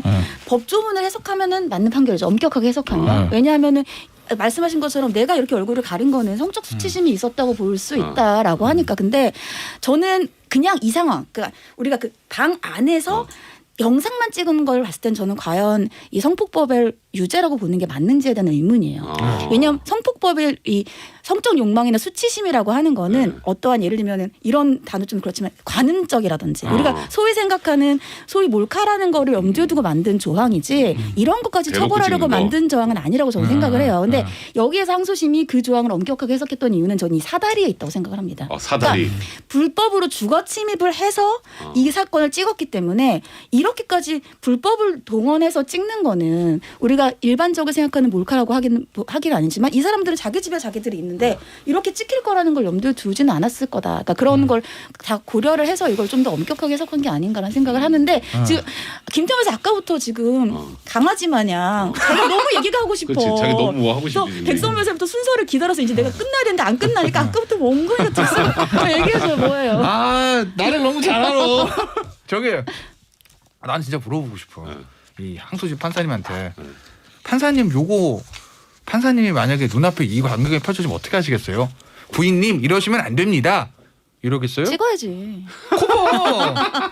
양 변호사 이런 상황은 어떻게 할 거야? 어떻게 할 거야? 아니 제가 얘기했잖아요. 이건 정상적인 혼인 관계에서 벌어진 일이 아니고 아니 어쨌든 너무 이성적이야. 이미 지금 별거를 시작한 상황이었어요. 이거를 이렇게 저는 이렇게 반응한다는 게 오히려 이해가 안 저는 가요. 여기 저희 아마 많은 분들의 생각이 이 0050님의 생각 비슷하지 않을까. 나는 잠깐 나 하나 더 얘기하면 돼. 해. 이거 정당행위 아니야? 사회상 규상? 안 찍어 그러면 이걸? 뭔 소리예요? 이게 어떻게 정당행위야? 말도 안 되는 소리 하고 있어. 부인님 이러시면 아니 되옵니다. 만약에 아니 사람들이 이성을 같은데? 동원하기 떠나서 진짜 아까 다시 말씀드리면 정상적인 혼인 관계에서 그리고 갑자기 이게- 발견한 게 아니고 이미 부정행위를 의심하면서 소송이 들어가 있는 상황인데 그러면 더 이상 혼인 관계 파탄난 거지. 아니 이게 남편의 예를 목적이 들면- 예수가 예수님 아니, 그러니까 예를 같냐. 들면 이혼 단순한 가정이고 저는 난 너무 저도 여기의 단순한가? 목적은 자기 이혼에서 유리하기 위해서. 그러니까 증거학부 목적인데 이게 근데 성적 만족을 얻는 목적은 아니잖아. 일반적인 결혼 관계였잖아요. 그럼 저는 정당이 아니라 정당 방위라고 생각해요. 방위. 내 권리가 침해당하고 있잖아. 그 사람들 지금. 진짜 큰일 날 사람들이네. 내 권리가 침해당하고 있는 무슨 권리가 침해를 당해요. 많은 분들의 생각은 딱 이 0050님 제가 읽어드릴게요. 읽으세요. 성적 수치심이고 뭐고 살인 사건 안 난 게 다행이라 생각합니다. 생각만 해도 열받네요. 커피 쿠폰으로 마음 다스려야 할 것 같아요. 커피 쿠폰 주세요. 드려요 그냥 백변이. 네, 커피 쿠폰 보내드리도록 백변이 하겠습니다. 드리래. 제가 세 장. 0002 세 장. 그러니까 이게 이성적인 판단과 그러니까 법적인 판단과 현실로 닥쳤을 때 과연 그러니까 여기서 저는 그냥 이 남편이 그래도 좀 어느 정도 소란을 피우다 끝낸 게 그나마 다행이라고 저도 개인적으로 생각합니다. 그러다니까. 그리고 나는 이거 아까 담변이 잠깐 얘기한 거 남편이 나는 성적 수치심, 성적 만족을 얻으러 찍은 건 아니잖아. 그렇죠. 동기가 그죠? 그리고 이제 아내가 성적 수치심을 느꼈다는 건데 뭐 아내의 감정을 저희가 들어가 볼 수는 없으나 이게 성적 수치심이냐 아니면 이 또 보다 나는 공포감이나 들켰구나 뭐 됐구나 이혼 소송 중에서 불리해지겠구나 이 느낌 아닐까? 전 개인 의견입니다. 예. 저는 그래서 이 항소심 저는 제가 배석이었다면 부장님 무죄로 가시죠. 나머지는 돌아와서 하겠습니다. 자, 이 저 불륜현상 잡으려는 사다리남. 사다리남 어쨌든 뭐 항소심 유죄니까 몰카남 현재. 요거 저 청취자 문자 아까 소개 못 드린 거였잖아요, 정 PD. 소개 좀 해주세요. 왜? 자, 유튜브로 들어오신 분들입니다. WDJ님. 심각한 시츄에이션인데 왠지 총알탄 사나이 한 장면 이런 게 연상 사다리 타고 올라가는 거. 그러니까 의지는 대단하셔. 진짜 빼빼로서나 우리 못하잖아. 못해. 난 고소공포증 때문에 못해. 난 무서워 떨어질까 봐. 내가 몸을 잘 내가 운동 능력이 떨어지기 때문에. 한번 건상이 힘든데. 티키타카님. 서로 마음 떠만 그냥 이혼합시다. 그게 제일 좋죠. 그렇지. 그게 잘 안 되니까 문제죠. 맞아요. 이게 이혼이 말이 쉽지 이게 쉬운 게 아니야. 거기다 이게. 돈 문제까지 걸려 있고. 맞아요. 현수 이심이 맞다고 봅니다. 유죄설이구나. 이성적이시네요. 왕팬님 폭력은 정당화 될 수 없죠. 그 때린 거는 당연히 정당화 없는데 몰카 찍은 거 여기 그 지금 증거를 잡으러 올라가는 그 과정을 그 남성을 비난할 수 있을까 이런 거. 보셨지만 우리 지열이 형은 상당히 차분하고 이성적이고 그렇죠. 저는 굉장히 감정적이다. 뭐 이런 거. 근데 앞서 그 얘기했잖아요. 이혼 소송이 좀 찬지. 근데 양 변호사 요게 이 남자도 감정적인 것도 있었겠지만 1심에서도 인정했듯이 이혼 소송에 이혼 소송 어떻게 진행인지 모르겠어요. 그렇지. 확실한 증거를 확보하려고 한 거 아니에요. 근데 예전에 간통죄 있을 때는 사실은 경찰에 신고하면 경찰 불렀으면 되는데. 경찰 같이 가고 이러는데 지금은 간통죄 없어졌으니까 그렇죠. 불륜이 있어. 분명히 뭔 짓을 해. 증거가 있어야 돼. 이혼 소송하고 유리하려면 상간접 소송해야 되니까 증거 확보 어떻게 해요? 다른 방법으로 찾아야죠. 다른 방법. 좀 전에도 말씀을 드렸지만 좀 전에 김태현 변호사 스스로 얘기했죠. 강통죄를 없앴다라는 것은 이것 자체가 형사처벌을 못한다는 거고 맞아요. 형사처벌을 못하는 행위에 대해서 우리가 정당행위니 정당방위라는 얘기를 꺼낼 수가 없어요. 아예. 그렇지 않습니까? 그런데 그 와중에서 지금 창문까지 불법을 저지를 수 있다? 이건 말도 안 되는 거고 그 사람이 증거 확보 어떻게 그러니까 증거 이성적. 확보를 하려면 그 사람이 거기에 이제 예를 들어서 여러 가지가 있어요. 이 주거지가 여성이 마련한 곳인데 드나드는 남성이 뭐 새벽 시간대에 드나들었다든가 이런 거 정도를 바깥에서도 알 수 있잖아요. 그런 것들을 찾아야죠. 받는 거 12시 1시에 드나드는데 거기 무슨 애프터 서비스 센터 직원이다 이렇게 말 못할 거 아니에요. 근데 그런 사람이 있더라. 제가 경험인데. 그 알아요. 네, 그러니까 아까 그렇게 얘기했잖아. 잡아떼는 건 있는 것도 맞는데 그런 것들을 넘어서는 증거를 찾아야죠. 그냥 남의 저 이혼 여자분이 다른 남자 집에 드나드는 사진을 가지고 소송을 제기했는데 되도 않는 듣도 못한 변명하는 경우도 있더라고요. 한 대가. 알겠습니다. 다음 주제 좀 볼게요. 요거 청소년 혼수. 무인태에서 청소년 혼수했는데 업주는 무죄가 났다. 이거 뭐예요, 담변? 네, 그러니까 이 상주하는 직원이 없이 운영되는 이제 무인텔이라고 하잖아요. 이거와 관련된 이제 사건인데요. 이 A 씨가 이 무인텔의 업주입니다. 무인텔의 주인인데 이 A 씨가 지난해 11월 20일에 오후 한 7시 10분쯤에 자신이 운영하는 무인텔에는 종사자도 없어요. 무인텔이니까 당연히 없겠죠. 그리고 원래는 그러면 신분증을 확인할 수 있는 설비 같은 것들 갖추고 있어야 되는데 그런 것도 없어요. 그런 없는 채로 남녀 청소년들에게 혼숙을 제공한 혐의로 재판에 넘겨진 거예요. 그러니까 청소년보호법에 따르면 남녀 청소년들이 혼숙을 할 수 없게 돼 있는데, 그러니까 이걸 법 위반으로 넘겨졌죠. 그런데 이제 청소년보호법에는 숙박업주면 종사자를 배치를 하거나 신분증을 확인할 수 있는 설비를 갖춰야 되고, 또 출입자의 나이를 확인하고 청소년 혼숙 등은 이제 출입을 제한해야 되는 의무가 있는데 얘를 위반했다. 근데 이 무인태 같은 경우에는 말씀드린 것처럼 종사자도 없고 무인 결제 시스템만 이용하면은 바로 키를 받아서 그냥 알아서 객실로 올라갈 수 있는 구조예요. 그래서 이제 신고가 들어왔고 경찰이 와서 출동을 적발이 된 겁니다. 근데 이게 백변 이거 어떻게 무죄가 나온 거예요, 이 사람? 그러니까 일단 이게 사실 청소년법이 되게 엄격하다는 거. 근데 미성년자. 이제 무인 호텔이라는 건 일단 사람이 없는 호텔 아니에요. 그러니까 이제 이 신분 같은 걸 확인할 수 있는 시스템을 만들어야 된다. 그 부분에 반한 거니까 이거는 처벌해야 된다라고 수사기관은 생각했던 것 같은데, 일단 법원에서 고의 부분을 판단한 것 같아요. 일부러 그랬나, 알고도 그랬나. 그러니까 에이 뭐 쟤네 들어가는데 그냥 하고 이제 묵인했나. 근데 이제 그 종업원이 이렇게 얘기했어요. 저기 호텔 앞에 있는데 저 밥 먹고 있었어요. 밥 먹고 있었는데 그 나중에 경찰이 와가지고 저 청소년 혼숙이라는 걸 알았는데 그게 무슨 죄가 됩니까? 를 얘기를 했는데, 법원에서 그러니까 제가 말했던 것처럼 고의가 있느냐 이 부분을 판단을 하면서 이 정도라면 미필적으로도 고의가 있다고 보기 어렵다 해서 무죄 판단을 하게 된 겁니다. 근데 그럼 나는 갑자기 궁금한 게, 그러면 기존에 이제 숙박업소에 이제 카운터나 종업원이나 있는 곳에서는 청소년이 이제 확인 안 하면은 청소년법 위반 유죄 맞잖아요. 그렇지. 무인태는 원래 없는 거잖아, 사람이. 무인태를 업주는 항상 무죄겠네. 그러니까. 어차피 없으니까. 아니 여기 보면 아니요? 그 신분증 확인할 수 있는 왜 있잖아요. 그 주민등록증 같은 거 집어넣으면 스캔해서 할 수 있는 장치를 갖춰야 되는데 그걸 안 갖췄던 모양이에요. 그 안 갖춘 상태에서 그럼 종업원이 확인을 하도록 하겠다 했는데 종업원이 없었던 거죠. 아까 저는 그런 생각이, 무인태로 사람이 없는 건데 그러면 주인이 무슨 뭐 옆에서 식당하고 이걸 떠나서 양 변호사 말씀하신 것처럼 그 신분 확인할 수 있는 시스템 안 고쳐놨으면 그거 자체로 그냥 유죄되는 거 아닌가? 그러니까 이제 그런 부분들의 문제가 좀 되긴 할 것 같아요.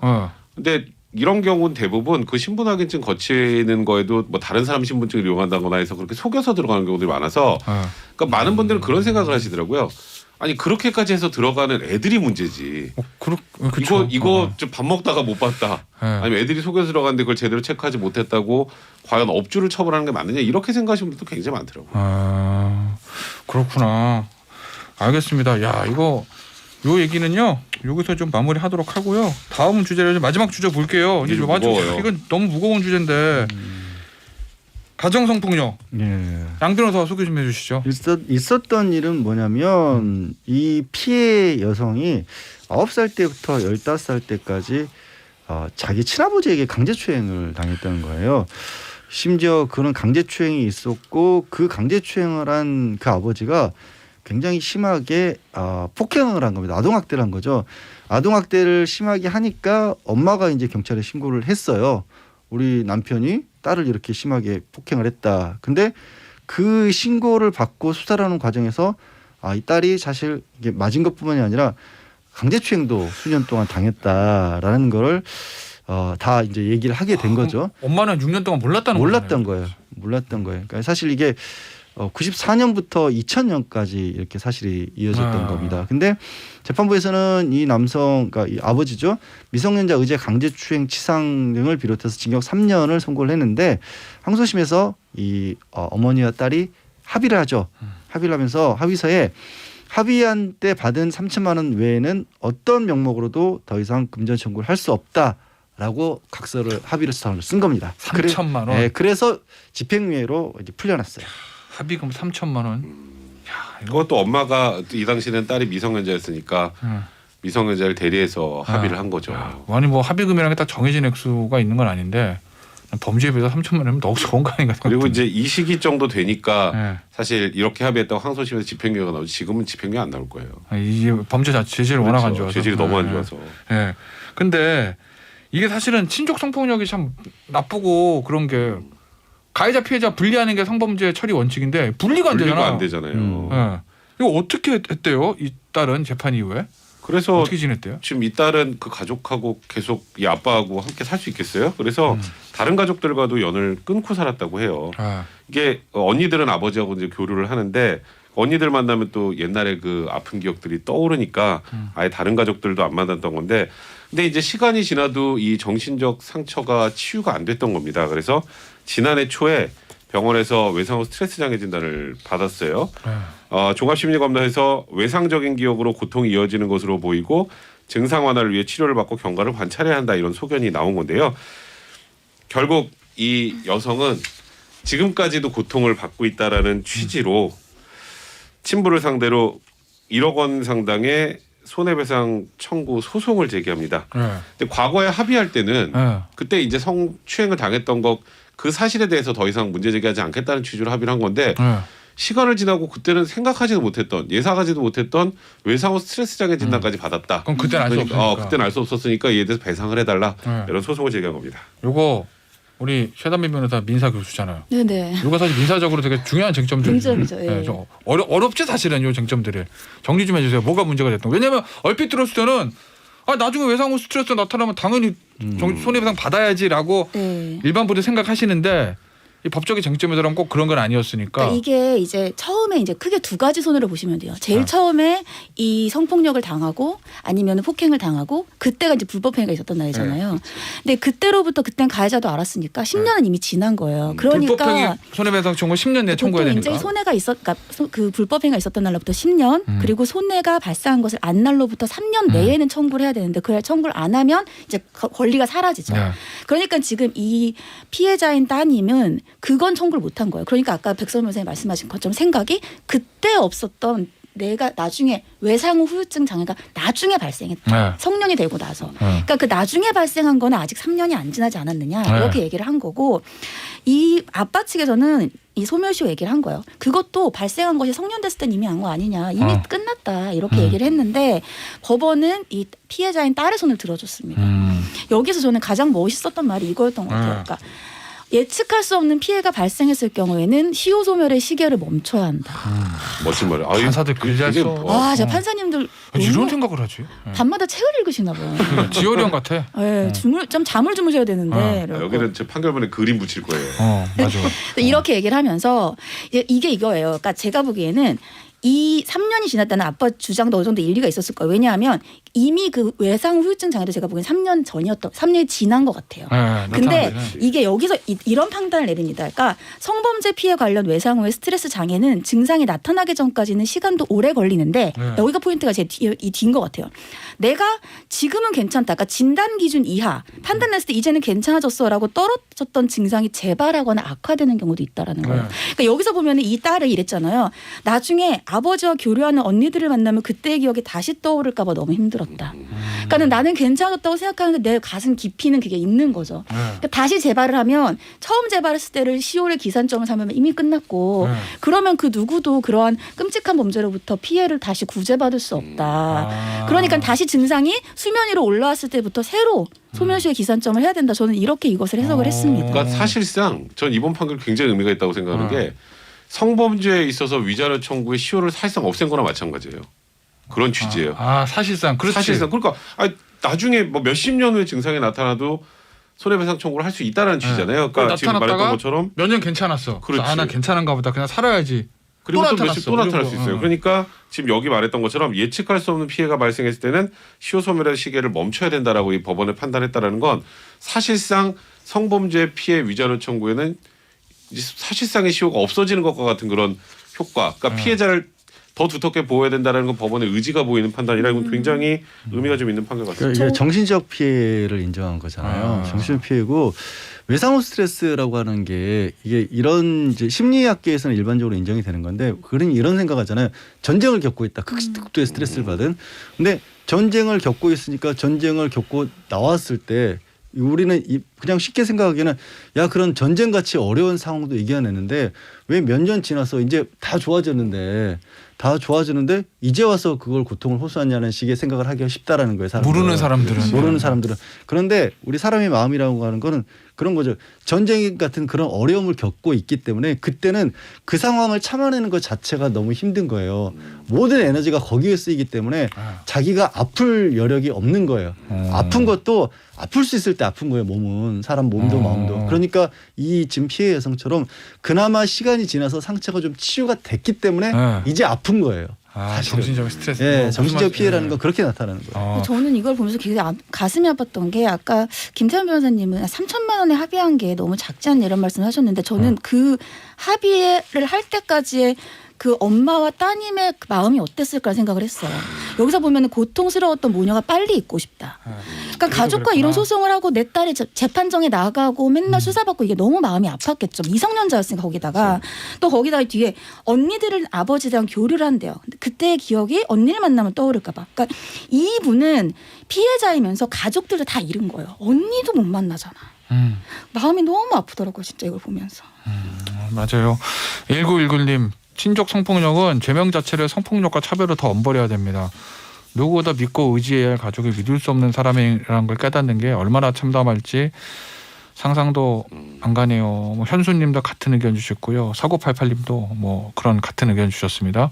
저도 이 친족 성범죄는 진짜 이게 집유로 나왔다는 게 그죠? 백변호사 옛날이니까 지금 같은 요즘으로서는 옛날이 아닌데 2000년쯤에 들어오는 2010년대까지도 그랬어요. 네. 지금 요즘처럼 엄격하게 처벌한 게 10년도 안 됐어요, 사실. 담비면은 지금 눈물이 글썽글썽. 눈물이 글썽이 너무 속상해서. 네, 그렇죠. 이 친족 성폭력은 뭐 엄벌해야 된다는 데는요. 뭐 청취자분들 다 동의하실 겁니다. 오늘 저희 뭐 얘기는 여기서 마무리하고요. 마지막 시간. 벌써 끝내요? 한 주를 길게 하세요. 길게. 마무리하는 시간. 김태현의 정치쇼의 최고의 단독 코너 살롱드시. Plusieurs choses à la fois en fait, ce sont plusieurs interfaces qui rentrent en compétition pour vous capter du temps alors même que vous êtes en train de faire autre chose et donc ça c'est très fatigant. 농염하게 퍼지는 인문학의 향기. Salon de J, Yeol. 99, on nous disait toujours quand il a été possible de faire des alertes par téléphone portable. 자, 오늘의 도미의 선생. 방금 전에 유튜브 나온 영상을 보니까 고뇌하는 지식인의 모습입니다. 싹 고개를 숙이고 머리를 싹 극적이는. 그냥 이마가 간지러웠어요. 멋있습니다. 이마가 가려워서 긁었어요. 우리 지식인. 예, 문화예술인. 미리 말씀드리면 오늘 그림은 좀 하드해요. 그러니까 흉측한 거 싫어하시는 분은 못 보시는 분은 찾아보시지 마시고요. 제목은 홀로페르네스의 목을 베는 유디트입니다. 그림 제목이 너무 어렵다. 네. 근데 이제 이게 어떤 상황이냐면 작가는 누구예요? 아르테미시아 젠틀레스키. 우리가 알 수가 없는 사람이야. 읽지도 못하잖아. 읽지도 못하겠네 이거는. 네. 근데 이것도 유명한 그림이에요. 사실 유명한 그림인데 이게 어떤 상황이냐면 그러니까 성경 외전에 구약 외전에 성서에 포함된 성경 말고 이제 다를리 그 정서에는 포함되지 않은 그 성경의 일화입니다. 뭐냐면 우리 그 갑자기 이름이 생각이 안 나는 제 여러분들이 떠드니까 농겔 같은 상황이에요. 그러니까 이 유태인들에게 외국 이방인 장수가 나라를 침략해 들어온 겁니다. 그래서 모든 그 정말 막 정작 군사들은 떨고 있는 상황이었는데 이 유디트가 홀로 적진에 여성의 장점을 이용해서 들어간 거예요. 농계는 같이 외장과 함께 몸을 던졌잖아요. 근데 유디트는 그렇게 들어가서 이 홀로페르네스를 유혹한 다음에 목을 베입니다. 저 그림의 목을. 밑에 있는 깔려 있는 사람이 페르네스라는 장수예요. 그러니까 온 유태인들을 공포에 떨게 했던 장수를 홀로 적진에 들어가서 저렇게 처단해 버린 여성입니다. 오른쪽 여성이 유디트인 거죠? 네, 유디트입니다. 근데 유디트와 이제 보통 이제 뭐 그때 당시에는 뭐 참모라고 하기도 하고 같이 이제 시종드는 여성도 같이 있었으니까 그런 여성인데 이 그림을 그린 젠틀레스키도 여류 화가입니다. 근데 이 그림 자체는 굉장히 유명하고 여러 가지 많은 사람들이 이 화가들이 그림을 그렸는데 이 그림에 대한 사연이 하나 있는 게 젠틀레스키라는 여성이 어렸을 때 아버지의 친구에게 성폭력을 당했어요. 그래서 지금도 사실 이제 친족 성범죄라든가 이렇게 아는 사람들이 한 성범죄가 어려운 게 드러내기가 쉽지 않고 이게 또 17세기였거든요.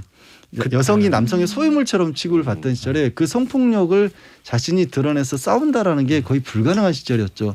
또 아버지도 화가였고 그 아버지의 친구, 그러니까 성폭력을 한 그 친구도 화가였어요. 그러니까 길드라고 했죠. 유럽의 정말 내부에 가장 가까운 사람들이었던 겁니다. 근데 이 여성은 이걸 법적으로 가져갑니다. 17세기에. 그리고 2년 동안의 재판 끝에 물론 2년 동안의 재판 때도 짐작할 수 있는 것처럼 네가 잘못했다. 네가 왜 무슨 짓을 했길래 아버지 친구가 이런 일을 했냐. 이런 일들을 겪어요. 17세기니까. 네, 17세기니까. 그러고 나서 그래도 그걸 극복해내고 이 남성에게 정말 우습지만 그때 남성은 벌금형 정도에서 그쳐요. 근데 그래서 이제 이 젠틀레스키를 혹자는 최초의 페미니스트다라는 그런 표현을 쓰기도 하거든요. 그래서 이 그림이 제가 유명하다고 그랬잖아요. 다른 그림들도 이거를 소재로 한 그림들이 많은데 그 그림들을 보면 되게 웃긴 게 이게 사람 목을 베는데 이렇게 벨 수 있어 싶을 정도로 왜 징그러운 물건 만지듯이 예쁘게 차려입은 여자가 칼로 이렇게 막 이렇게 대고 있기도 하고 다른 그림들 보면 정말 웃기는 그림은 뭐냐면 손가락 끝으로 머리카락을 잡고 있는 그런 그림도 있어요. 유명한 화가인데도.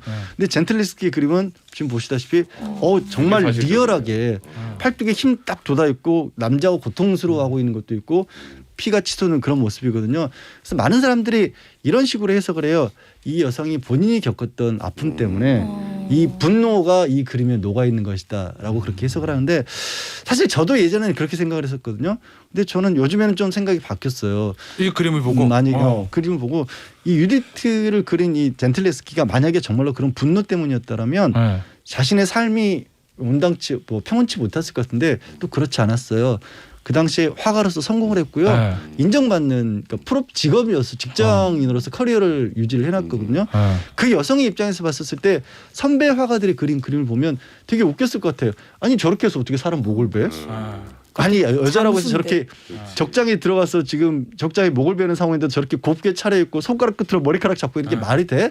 라면서 자기 자신은 실제 있는 그대로의 그걸 상황을 가정해서 그림을 그렸을 거라고 봐요. 그러니까 어떤 마음이냐면 여성을 무조건 어떤 성적 대상으로 보거나 아니면 여성을 이쁘게 차려입은 보호해야 될 대상으로만 보는 것 자체를 거부한 게 아닌가. 있는 그대로의 여성, 사람으로서의 여성, 사람이 사람의 목을 베는 치열한 상황을 그려내는 상황은 이렇게 그려야 하는 거야. 여성도 사람인 거고 같은 존재인 거야 라는 거를 그래서 복수의 마음이 아니라 그렇게 서로 같이 지내자는 마음을 담았던 게 아닌가 하는 생각을 좀 했어요. 잘해. 그래서 방금 백성원 변호사님이 양쪽에서 약간 반한 듯한 눈빛을 바라보는 거예요. 거부하겠습니다. 우리는 존경해요, 저 지연이. 우리 화가 이름도 몰라. 난 유디티인 줄 알았네. 아까 무슨 군대가 들어갔다는 줄 알았네. 아니 화가 이름은 중요한 게 아니라 실제로 이 그림을 보면 되게 처음에 살벌해 보이잖아요. 근데 저렇게 그릴 수밖에 없는 게 정상이에요. 이다 끝나고 그냥 유디트와 홀로페르네스라고 찾아보시면 다른 그림들을 보면 제 설명을 듣고 다른 그림을 보면 되게 웃겨 보여요. 막 이렇게 진짜 막 더러운 거 만지듯이 이렇게 하고 있는데 그렇게 사람 목을 어떻게 배?